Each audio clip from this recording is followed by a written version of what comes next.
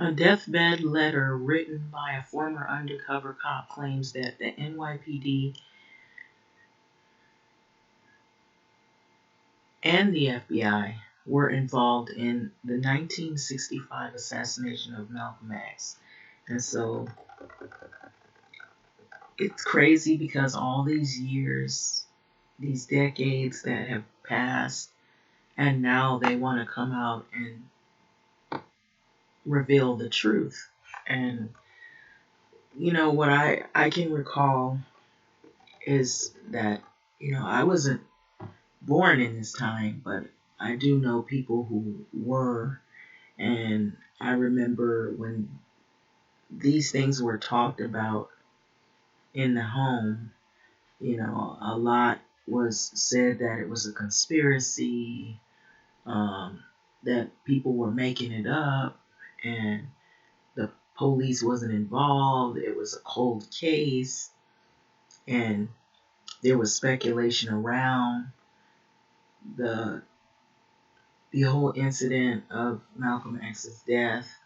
And now we see this right here, and it's really what everybody that I know of, and that probably some other people are familiar with that lived in this time, or that are still living, assume that the New York Police Department and the FBI were involved in his assassination because he was a very powerful individual, powerful speaker in his day. So the family of a civil rights leader, Malcolm X, brought forward the new evidence linking authorities to his death, which I'm sure that he's not the only one that, you know, law enforcement and FBI have pursued during that time. So the evidence was a letter that was written by a former undercover cop by the name of Raymond Wood on his deathbed. And so the confession suggests that the NYPD and the FBI were involved in Malcolm X's murder. So the new evidence that's announced by Malcolm X's family claims that the NYPD and the FBI were involved with the civil rights leader's assassination. Now, he wasn't the only one that was assassinated. That just brings up more speculation on all of the other individuals who were also assassinated during or around that time. So, a letter written by Raymond Wood, an undercover cop who worked for the New York City Police Department between the years of 1964 to 1971, included a confession about his role in Malcolm X's death and claimed that the FBI and the NYPD were involved in this cover up. And so this is what is coming out. So I participated in actions that in hindsight were deplorable and detrimental to the advancement of my own black people. Okay, so that makes it even more damning. So Wood wrote in the letter obtained by the insider. So it was released by a relative upon his death. So my actions on behalf of the NYPD, or which is known as the New York City Police Department, were done under duress and fear that if I did not follow the orders of my handlers, I could face a detrimental consequences. Okay? So some of the other people that were participators in the death of these individuals were coerced to do so because of fear. And when you're in, it is true that I've heard some stories that when you're in law enforcement or you're in organizations like the FBI, you're not the only one that, you have to watch your back. And if you don't join in with the rest of everyone, it's like you're turning against that group. and you can be, you know, pursued, and who knows what else. They might could even have you killed. So that might have been what this person was really worried about, having a family and you're being involved in an organization like that. So in the letter, Woods, he then said that he was assigned without training to the Bossy unit. Okay, so this is what it was, called then. It was the Bossy unit, BOSSI unit, to infiltrate civil rights organizations throughout New York City. So I take it this person was black himself, and he even said that my actions on the behalf of New York City police were done under duress. And he says, up top, he says, in hindsight, it was deplorable and detrimental to the advancement of my own black people.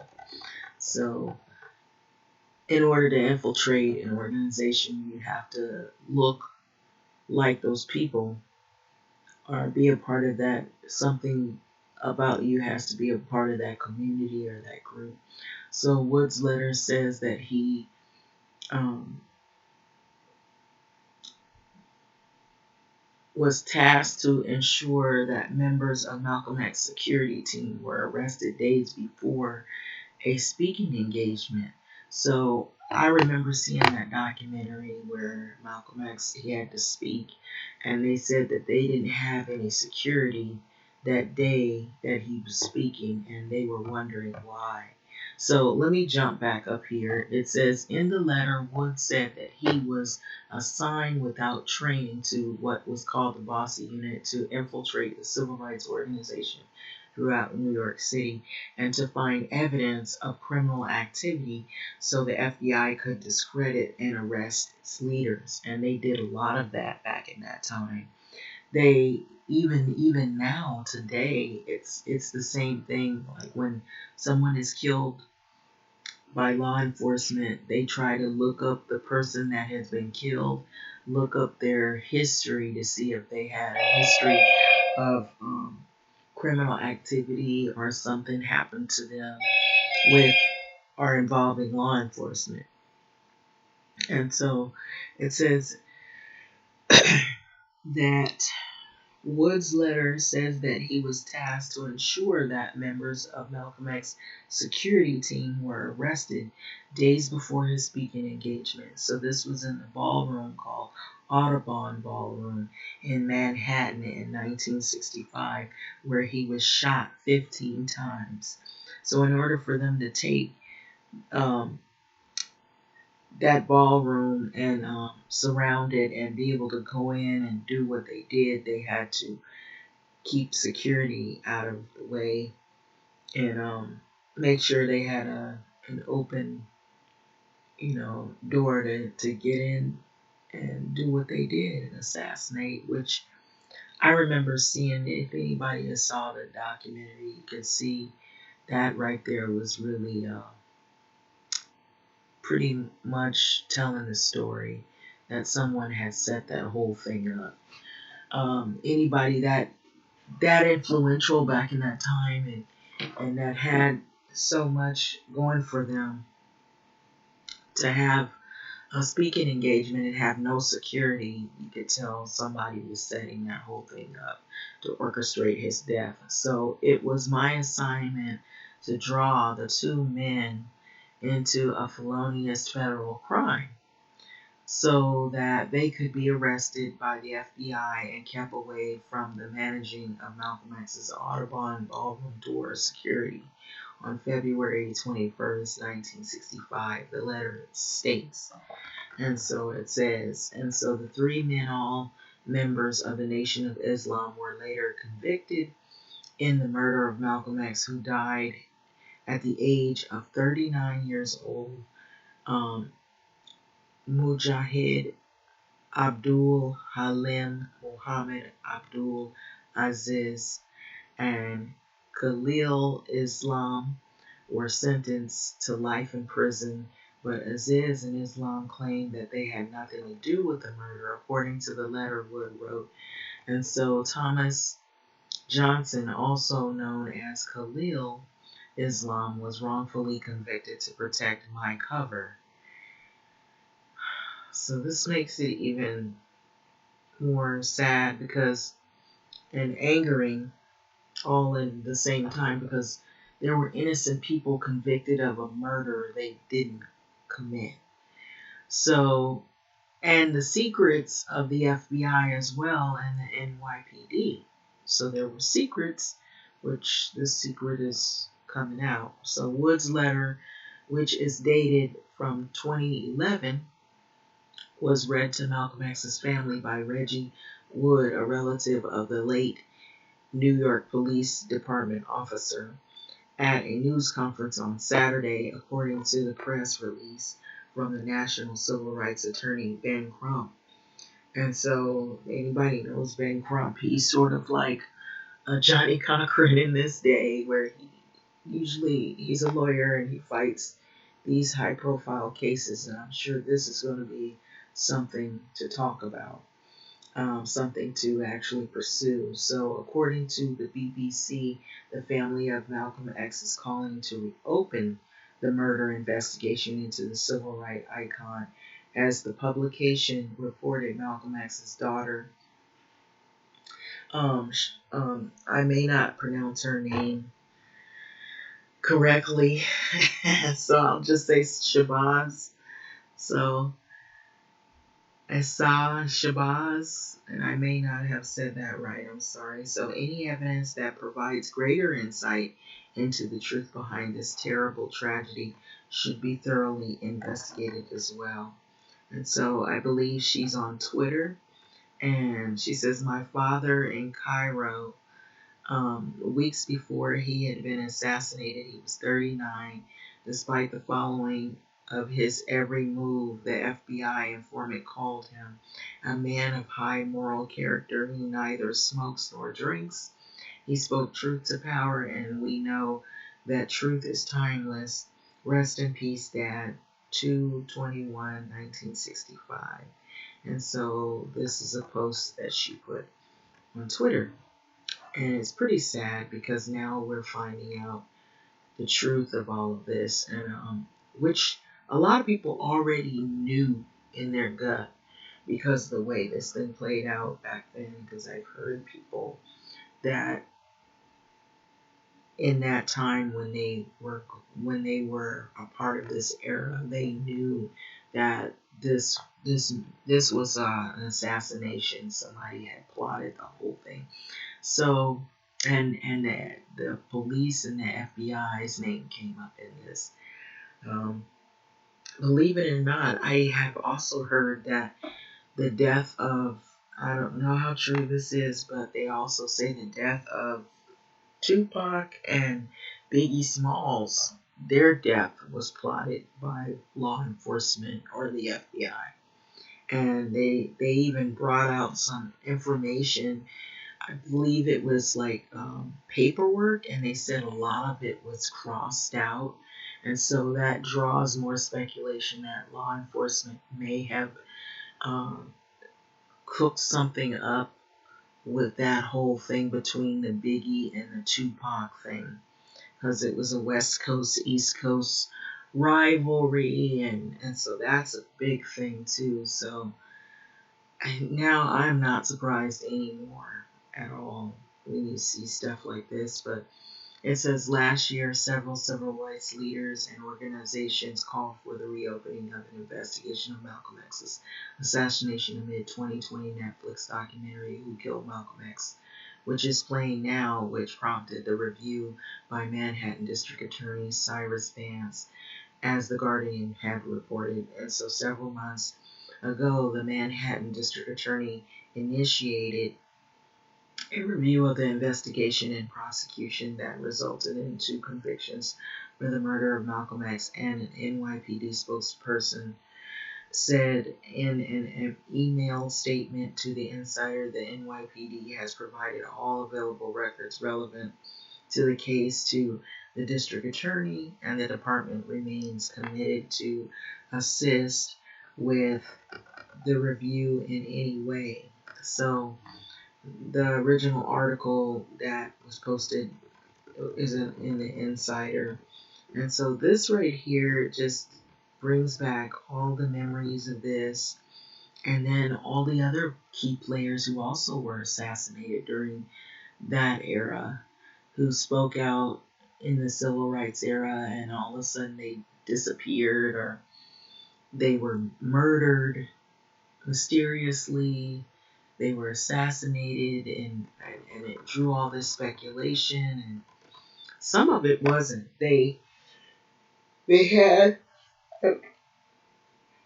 law enforcement to come in, and some of the murders weren't even hidden necessarily like his was. Malcolm's was had a lot of mystery behind it. But of course, we know now what's going on, of course, in this day. But even back then, people knew that it was plotted. There was so many stories around it. But I think there were other influential leaders in that time who law enforcement they killed, and they made it seem like they killed them for other reasons. But now you gotta wonder, you know, it wasn't for the other reasons. It was just to get rid of them because they didn't want them speaking on behalf of black communities. They didn't want them to advance the people and to make their lives better, or be the spokesperson, or they didn't want these people to probably enter government and try to fix the problems that were happening in the community, because they had better insight because they come from the community. So I would think that was what this whole thing was about, is to get rid of these people because they had a lot of fear that they had a strong influence in the community to make changes, positive changes. And so if they had not have assassinated these people, that where would a lot of us be now? We might be a lot better off in some of the issues that we're faced with today, with poverty, education. There's talk about reparations, talk about building communities, owning property, entrepreneurship, owning businesses, and trying to build wealth. And, we probably wouldn't have the problems that we have now, where a lot of black people are in communities, but they don't own anything in the community. You have to point out the black businesses. It isn't like all rows of black businesses. Like, where are the black businesses?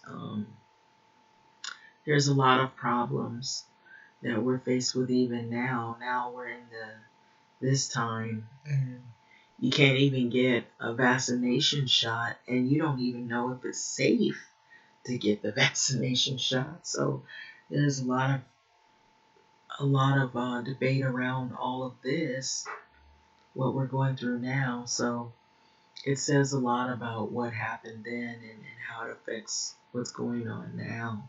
I mean, he probably would not really be trusting of the vaccination shot. I don't believe. Maybe he would assume something might be wrong with it, but we can't. Who's to say? You know, maybe he would say, oh, they don't bring it around this community because they don't want us to get well.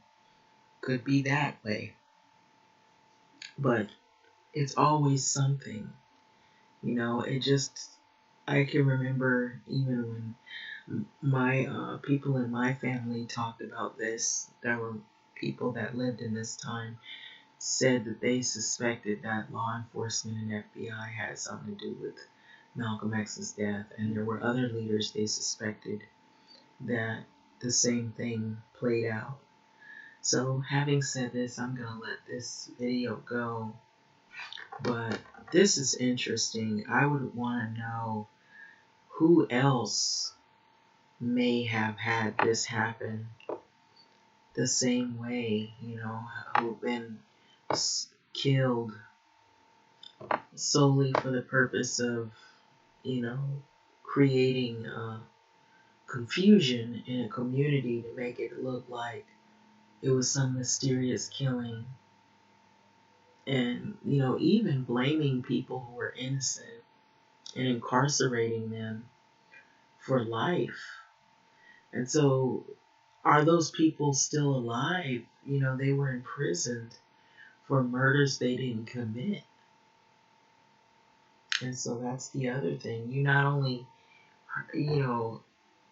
took somebody influential away from a community and people, you took them away from their family, and then you had innocent people blamed for a murder they didn't commit, and you took them away from their families as well. And so that really was a racket, and I don't think that, even to this day, I don't think that's over with. I think some of the key players are still alive. They just have been sitting on this information and they hadn't come forward and said anything about it. And it could be fear, or it could be just the racism of it all. So, like, comment, subscribe. Thank you for listening. I would like to see more of what happens with this. And this is on Netflix. What happened to Malcolm X?